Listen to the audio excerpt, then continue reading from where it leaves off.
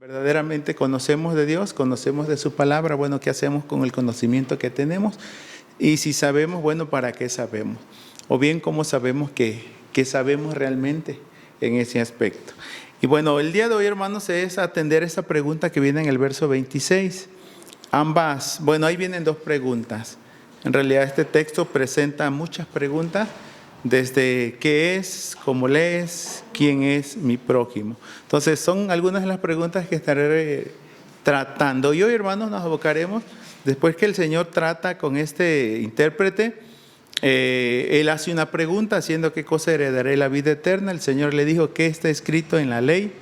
¿Cómo lees? Y hoy nos atenderemos a esa primera pregunta, ¿qué está escrito en la ley? Es lo que vamos a ver con el tema, hermanos, el conocimiento llano de las Escrituras. El conocimiento, ¿qué es lo que está allí? O sea, no le busquemos ni arriba ni abajo, ¿no? Ahí está, ¿qué tenemos enfrente? Con ese entendido vamos a acercarnos. Oremos. Soberano y eterno Padre, bendecimos tu nombre. Se nos ha instado, Padre, a cantarte, se nos ha instado a exaltarte, y parte de ello, Señor, es obedecer a tu palabra, pues tu palabra así nos lo precisa, que es mejor la obediencia que los muchos sacrificios, Señor. A tu gracia, a tu favor nos encomendamos, habla vuestras vidas y dirígenos en este tiempo, Señor. Abre nuestros ojos para ver las maravillas de tu ley. En el nombre de Jesús oramos.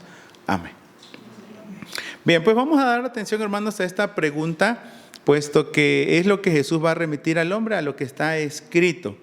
Tengamos presente que esta pregunta, ¿qué? Tiene que ver con conceptos, tiene que ver con definiciones, tiene que ver con lo que allí se está presentando. En un momento voy a abundar un poquito sobre lo que está escrito. Y bueno, previo a ello, hermanos, estuve pensando un poquito sobre las competencias de aprendizaje, porque pues de una u otra manera tenemos que aprender y tenemos que buscar algún método, una forma de aprender. Los diferentes niveles educativos tienen un método, un medio, una forma de poder adquirir aprendizaje. Recordemos que no basta solo el conocimiento, se tiene que generar un aprendizaje. En antemano está el binomio enseñanza-aprendizaje. Hoy día se está trabajando un poquito de la retroalimentación. Y en ese esquema, hermanos, de educativo, quiero hacer mención de las competencias de aprendizaje. Como bien sabemos, quizás no por medianamente por sus hijos o porque usted mismo lo imparta. En el ámbito de educativo, hermanos, existen 4 pilares a desarrollar en diversos contextos, más allá de las aulas o del aula. Se le considera como componentes indisolubles o indisociables, hermanos, pero a la vez diferentes. Hemos escuchado del saber y en algunos aspectos, así lo voy a citar y tal cual lo encontraba, ¿verdad? Y lo estuve repasando o estudiando, es el saber saber, el saber hacer, el saber estar y el saber ser, ¿sí? El saber saber tiene que ver con lo cognitivo o lo técnico. El saber hacer tiene que ver con lo práctico o lo metodológico. El saber estar habla de lo participativo o lo social. Y el saber ser habla de lo emocional o lo personal. El fin, hermanos, es que se imprime experiencia. Se le llama aprendizaje significativo. Un saber de la mente, un saber en el corazón, un saber en acción. Entonces, es lo que se busca. Y sin duda, hermanos, la palabra de Dios no está ajena a esta realidad. Y hoy este tema es el conocimiento llano de las Escrituras. Bueno, algunos se nos ha señalado mucho, hermanos, que tendemos a ser de cabeza grande, ¿verdad? No necesariamente porque somos de algún estado en particular, sino porque adquirimos mucho conocimiento, pero allí está. No siempre lo procesamos, lo llevamos a la práctica, no en todos los casos. Nuestro reto entonces en esta exposición, hermanos, es que cada uno de nosotros podamos precisar nuestros conocimientos.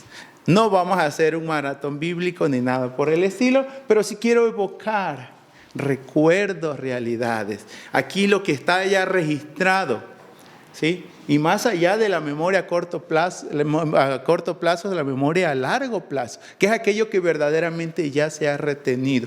Me llamó la atención alguien que me aludía a este concepto, decía, lo que hay ya de huella de memoria. Ahí está ya.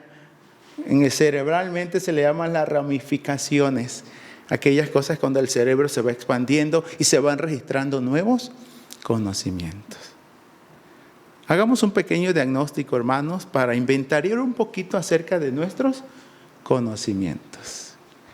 1, lo que se sabe. Eso es lo primero que tenemos que registrar y podríamos hacer quizás una lista muy amplia de lo que sabemos. De entrada, la Biblia tiene 2 secciones, ¿verdad? Antiguo, Nuevo Testamento. Tiene diferentes departamentalizaciones que va desde Génesis y a Deuteronomio, que le llamamos el Pentateuco. Y vamos a cerrar, hermanos, con una serie de 12 libritos pequeñitos que por su extensión corta se le llama 12 profetas, se le llama profetas menores.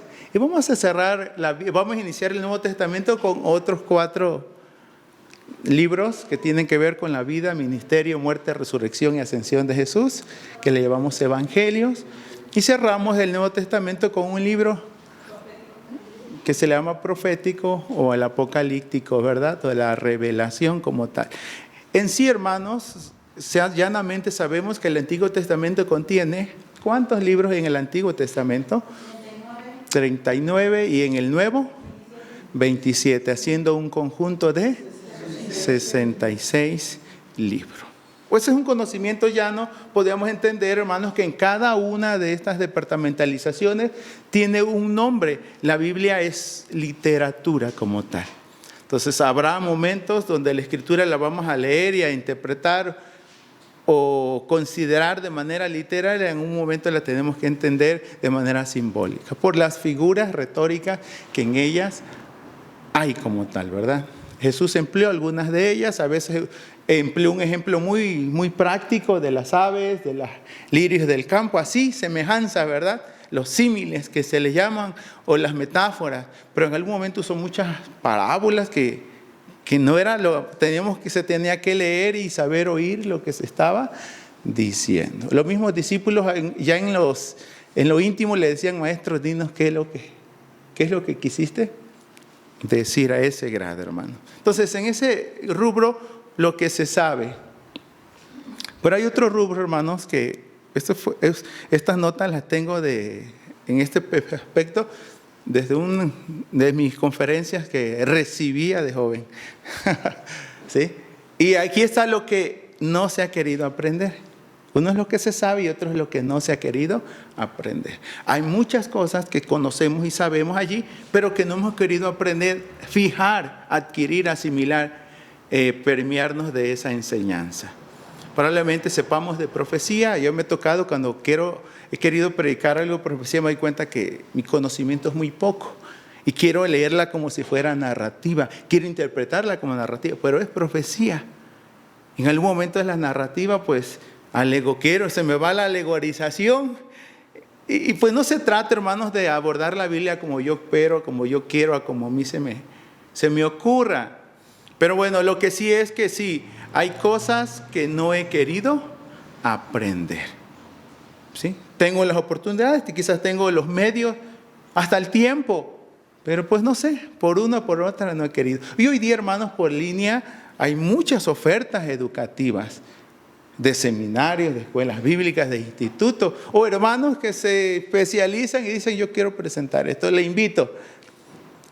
No sé si alguno de ellos estamos participando, ¿no? En alguno de ellos. Y lo tercero, hermanos, es esta tercera realidad, lo que no se nos ha enseñado. ¿Sí? No se nos ha enseñado, o sea, no sabemos profundizar. Sí tenemos idea, quizás lo abordamos, pero no lo podemos profundizar. Es muy somero, muy superficial, muy vago realmente a veces lo que sabemos al respecto. Entonces sí tenemos que darnos la tarea, hermanos, en estos primeros de ir precisando nuestros conocimientos. ¿Por qué, hermanos? Porque este relato que tuve a bien considerar del buen samaritano, me encuentro con la cátedra de Jesús y puedo decir que esta cátedra de Jesús tiene sencillez. La sencillez de la cátedra de Jesús. ¿A dónde a punto señala Jesús? Jesús está señalando a lo que está escrito. Así lo presenta el verso 26. ¿Qué está escrito? ¿Sí? Para el erudito de la ley, que se señala desde el verso 25, este intérprete de la ley que se levanta y le pregunta para probarlo, hermanos, sin duda no tenía problema alguno con la pregunta planteada por Jesús. Él sabía derecho y al derecho lo que era la Escritura, porque él estaba habituado a ello. Era algo que él no desconocía. Antes bien, era en lo que habitualmente estaba allí. Ahora, no cualquier hermano, recordemos que el analfabetismo ha estado en todo tiempo, no toda la gente sabe. Pero el que sabe, hermanos, y no quiere aprender, se va a cumplir lo del dicho, que no hay peor ciego que el que no quiera ver. ¿Sí? Y el que sabe lo toca, y el que no sabe es como el que no ve, hermanos. Ahora, sin problema alguno pudo contestar la pregunta, sin duda, así lo presenta el texto. Él precisa, la ley o lo que está escrito es amar a Dios y amar al prójimo. Así lo presenta el verso número 27. Aquel respondiendo dijo: amarás al Señor tu Dios con todo tu corazón, con toda tu alma, con todas tus fuerzas, con toda tu mente, y a tu prójimo como a ti mismo. ¿Sí?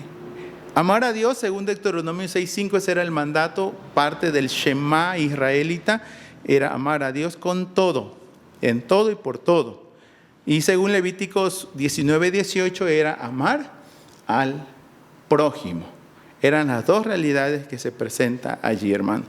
Y si estamos hablando de un conocimiento ya no de las Escrituras, entonces tenemos que ver la reacción de Jesús o la acción de Jesús en relación a la respuesta de este hombre. Jesús aprueba la respuesta del intérprete de la ley, diciéndole, verso 28, bien has respondido. Excelente. Mi respeto para ti. Bien has respondido. Si no ignoras ello. Y es lo que me ocupó, hermanos, esta respuesta del mismo Señor Jesucristo. Creo que muchos exámenes posiblemente los pasemos. A lo mejor seamos excelentes en Biblia, en doctrinas, o los que egresamos de seminario, hermanos, no me tocó, pero sí pude ver en mi generación alguien que salió con mención honorífica. Y hasta el día de hoy es un hombre, pastor muy intelectual, muy académico, muy ilustre. ¿Sí? Y pues agradece al Señor ese tipo de hermanos, ¿verdad? Y muchos otros compañeros, me tocó ser una generación, gracias a Dios, que se empeñó en el estudio. Increíblemente, pues me hacen mención de mi generación, pues yo ni lo sabía, ¿verdad? Yo nada más sabía lo que vivía, pero pues ahí queda mención en el seminario. Y pues agradecemos al Señor esa gracia y ese favor que hallamos en otras generaciones. Pero bueno, hermanos, aquí lo que queremos precisar es esta realidad. Bien has respondido. Si hasta el día de hoy, hermanos, se sigue hablando, algunos analistas de la iglesia siguen mencionando un término que se llama analfabetismo bíblico. Mucha gente teniendo las Escrituras no las lee, no las sabe, se les complica a veces hasta citarla. Por allí está, dicen nomás, no. Ahí está en la Biblia. O a veces se cita, hermanos, pero bueno, con otras intenciones.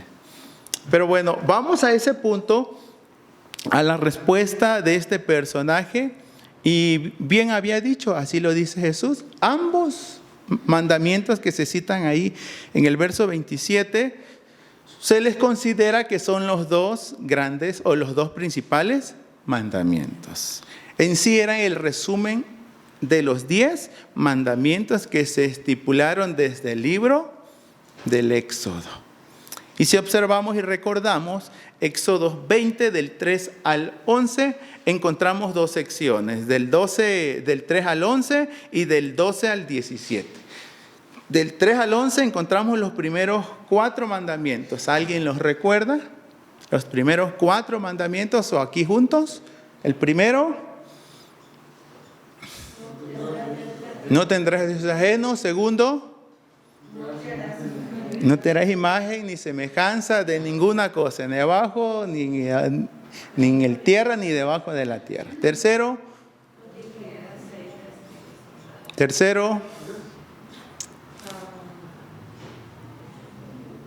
¿qué pasará con el nombre de Dios? No tomarás el nombre de Jehová tu Dios en vano. Y el cuarto, acordarte del día de reposo. RBR 1909. ¿Sí? Cuarto mandamiento. Entonces, esa es la primera sección de amar a Dios. Así se ha contemplado. Viene una segunda sección, hermanos, que son los 6 mandamientos, para cerrar el 10º, del verso 12 al 17. Después dice, honra a tu padre y a tu madre. Sí, el que sigue. No matarás. No adulterarás. Ajá, ¿no qué?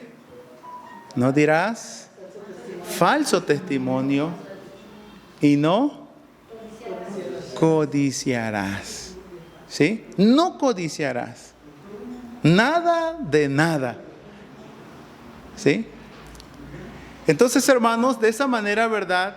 Hay un resumen de los 10 mandamientos estipulados en el libro de Éxodo y repetidos en el capítulo 5 del libro de Deuteronomio. ¿Sí? Ahora, algo que noté, hermanos, en la lectura cuando estudié un poquito acerca de este resumen, que Jesús mismo sería quien sintetizaría estos 2 principales mandamientos. Desde la óptica que estamos leyendo en Lucas, es el intérprete de la ley que responde. Pero en los evangelios, tanto en Mateo como en Marcos, es a Jesús a quien se le pregunta y Él es el quien responde de esta manera. Observemos. Bueno, si quieres observar desde Mateo 22, 36 al 40 y Marcos 12, 28 al 33. Analicemos tantito esta realidad para ver, hermanos, desde esa óptica. La sección se titula, según el título que se le da, ¿verdad?, el gran mandamiento. Pero el verso 36 dice, maestro. También ahí hay un intérprete de la ley de por medio.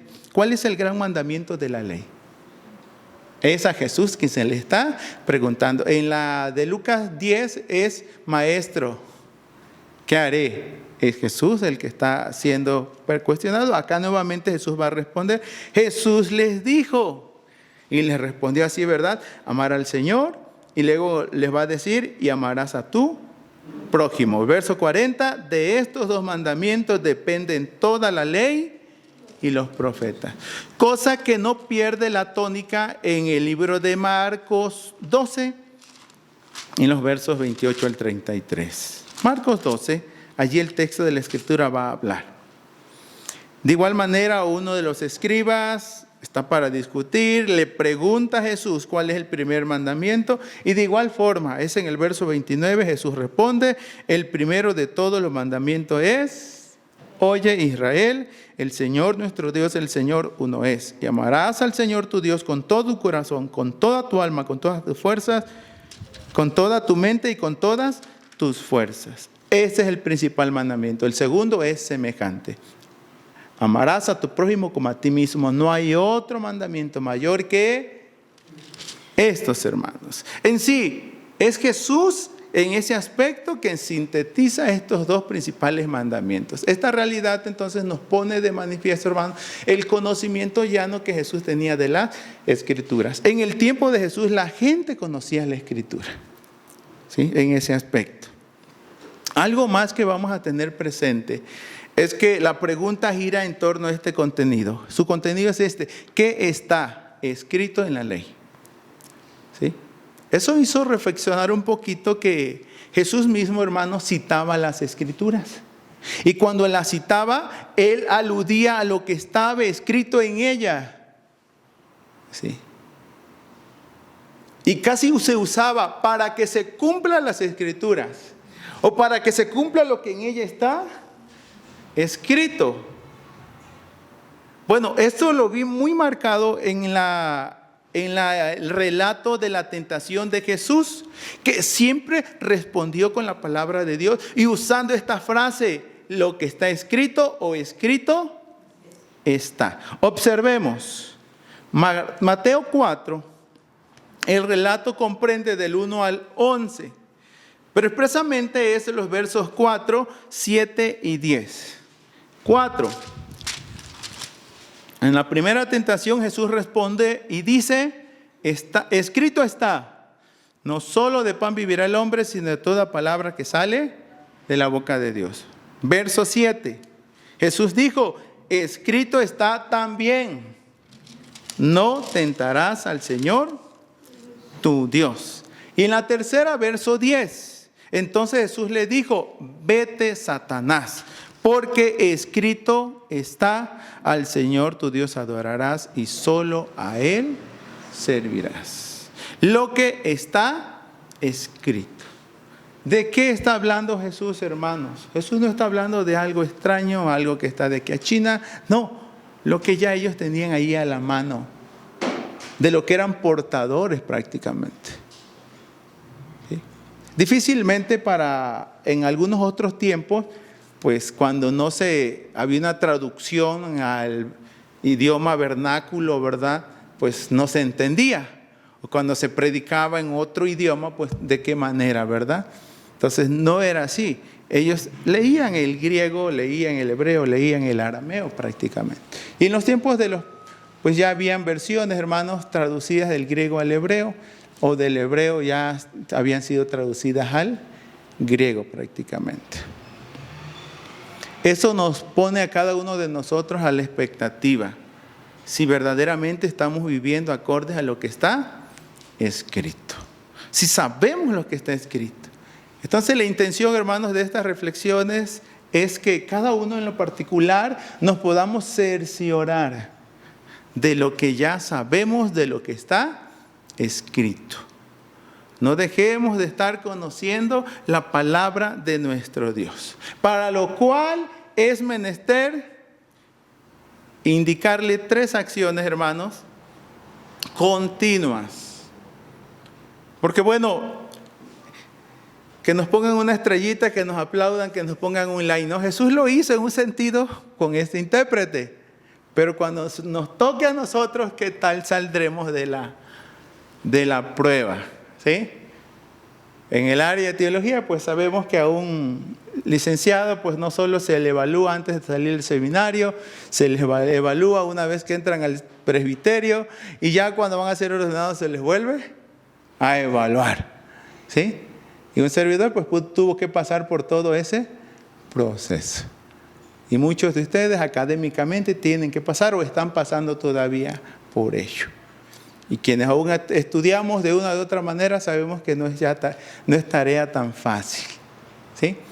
Pero bueno, ¿qué directrices podemos encontrar, hermanos? ¿Qué está escrito en la ley? Bueno, si hemos de cerciorarnos de nuestros conocimientos, lo que sabemos, pero también tenemos que ponernos el desafío. Lo que no hemos querido aprender, ¿daremos la pauta para aprenderlo? O lo que no ha sido enseñado, ¿preguntaremos que se nos enseñe? O digamos, ya eso es cuestión del pasado, eso no tiene que ver conmigo. En ese tercer rubro, hermanos, muchos estamos. ¿Sí? Hay cosas que tenemos que saber, pero no damos ni una pauta para aprenderlo. Y hoy día que estamos tan atiborrados, hermanos, en los mensajes que nos mandan de aquí, ya no sabemos ni cuál leer, ¿verdad? Entonces, yo siento que en algún momento tenemos que ser selectivos. ¿Sí? ¿Sí? Porque pues, de verdad que faltaría tiempo para leer tantas cosas. Y a nivel social, hermanos, cultural o académico, que la información hoy es demasiada. ¿Sí? ¿Quieres saber hasta lo mínimo? Ahí hay información. Pero hoy lo que tenemos que ir a empezar a cerciorarnos, a precisar nuestros conocimientos. Una de ellas, hermanos, es seguir la tarea de precisar lo que en la palabra de Dios está. ¿Sí? Precisar lo que en la palabra de Dios está. En un sentido, la pregunta es, ¿qué está escrito? ¿Sí? Porque la otra pregunta la vamos a resolver con el favor de Dios el próximo miércoles. ¿Cómo lees? Hay un esquema metodológico que se le llama el método inductivo, que tiene estos 3 pasos. De antemano muchos la basan en este pasaje. Y esta primera intervención le llaman la observación. El segundo paso le llaman la interpretación y el tercero va a ser la aplicación. ¿Qué está escrito? ¿Cómo lees? ¿Y quién es mi prójimo? Es la aplicación. Y voy a seguir ese esquema en un sentido, no tanto voy a explicar el método, pero se lo estoy señalando. Es una manera como se ha abordado este pasaje bíblico. Y se le llama observación. Y lo primero que es, continuemos con la tarea, hermanos, de seguir precisando lo que en la palabra de Dios ya está. ¿Sí? Cuando el Señor le hablaba a los romanos, y específicamente existían allí algunos judíos, el mismo Jesús les decía, hermano, pero Pablo les hablaba a los romanos y les hacía ver que la palabra no estaba tan distante. Si leemos Romanos 10:8, dice, cerca de ti está la palabra, en tu boca y en tu corazón. Y esta es la palabra de fe que predicamos. ¿Sí? No está lejos, ahí está cerquita. De abrir tu escritura, darte el tiempo y saber lo que en ella está escrito. Específicamente aún a los estudiosos, a los eruditos, hermanos, Jesús le dio esta sentencia en Juan 5:39. Escudriñad las escrituras. Razones, porque en ellas tenéis la vida eterna. Y ellas son las que dan testimonio de mí. Si quieren saber lo que la Escritura dice, escudríllenla, investíguenla, deténganse, observen en ella. No lean por leer. ¿Sí? El que lea, entienda. Fue una de las expresiones que Jesús empleó. Así como el que tiene oídos para oír, oiga. En ese aspecto. Entonces, la sentencia fue rotunda. Escudriñenla. Se darán cuenta que podrían dimensionar más allá de lo que ustedes quieren ver o de lo que esperan ver. Que las escrituras les asombre y metas en esa aventura. ¿Sí? Segundo, hermanos, seguir adquiriendo la sabiduría que emana de esta. Seguir adquiriendo la sabiduría que emana de la palabra de Dios. Fluye. Allí está contenida, hermano. Sí. Colosenses 3:16, Pablo hablándole a la iglesia en Colosas, les dijo que la palabra de Cristo more en abundancia en vuestros corazones. More en abundancia, que habite. Los estudiosos señalan, hermanos, que la intención de Pablo es que todavía las escrituras empezaban casi, todavía era tradición oral en gran parte, que no podían tener un ejemplar, así que necesariamente tenían que memorizársela, grabársela, escribirlas en las tablas de su corazón. A ese grado. Entonces a nosotros se nos da este reto de seguir adquiriendo la sabiduría que de ella emana. Y no cabe duda que la escritura es clara. Es la palabra de Cristo. Y rotundamente en algún momento tendrías que decir, por allí vi un eslogan que decía, háblame de Cristo y no de chisme. Hay gente que te atiborra la mente de esto y del otro acá. Sería más productivo quizás que nos sentáramos a estudiar y a ver en las escrituras. ¿Qué es lo que Dios dice? No es tanto lo que el hombre dice. Porque a veces estamos llenos de los mandamientos y del conocimiento de hombre, pero a veces carecemos mucho del conocimiento de Dios en su palabra.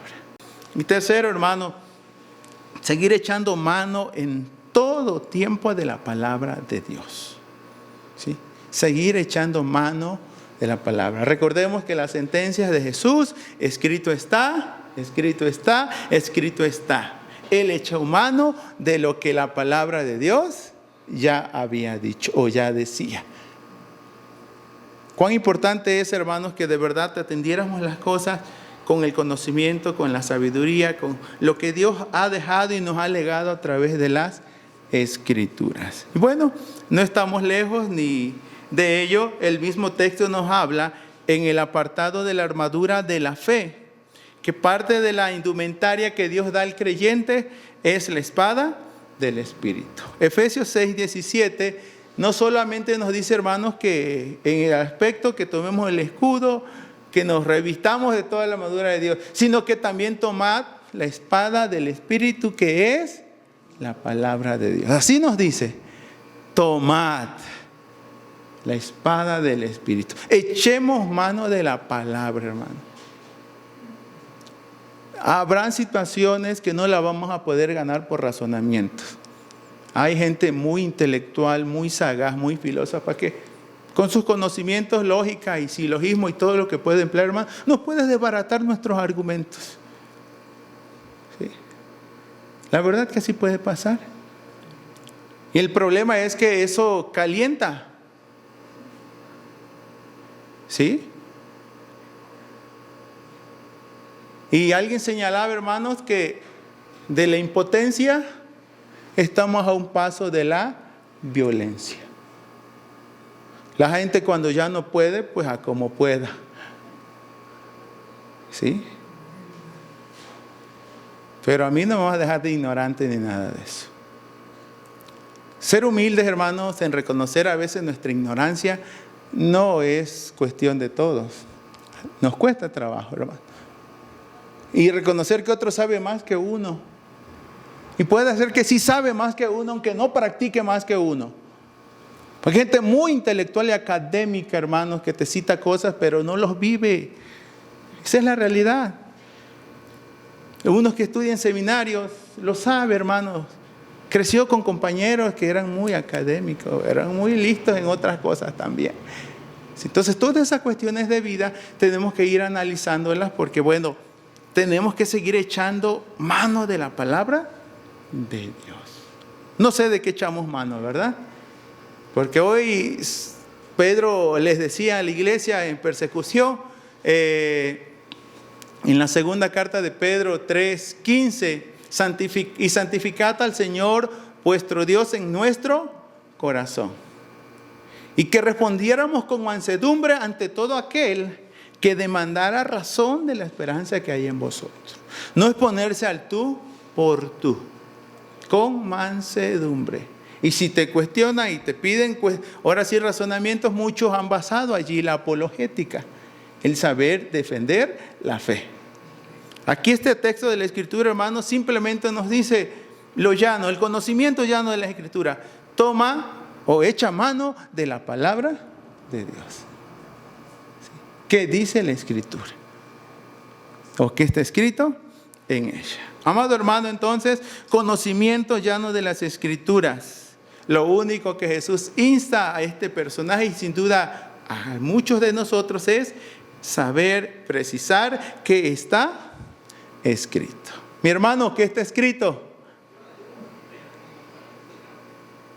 Que de esta manera pues podamos abordar estas realidades.